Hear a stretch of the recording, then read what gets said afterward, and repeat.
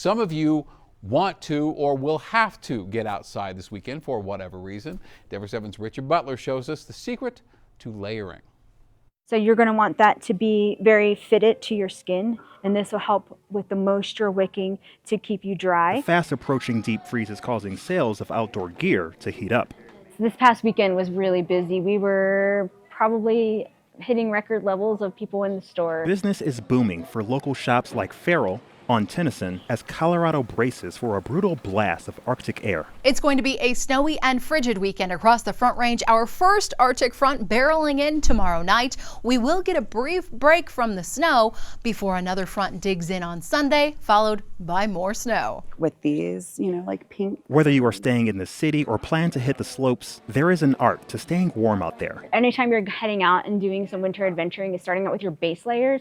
Those are going to be your close to skin. You don't want them to be too loose fitted. Carrie is the assistant manager at Farrell, which specializes in outdoor gear. Carrie says the number one thing you should think about when gearing up for the elements is to layer it on. Then you build off of that base layer into mid layers, which be that warmth layer that's going to hold in all that heat, and then an outer shell, which will kind of prevent wind resistance as well as water to keep you dry and safe. And she says there is one item in particular people often overlook, which can really help keep the biting cold at bay. Socks. Wool socks are definitely the way to go. Not going with like a cotton.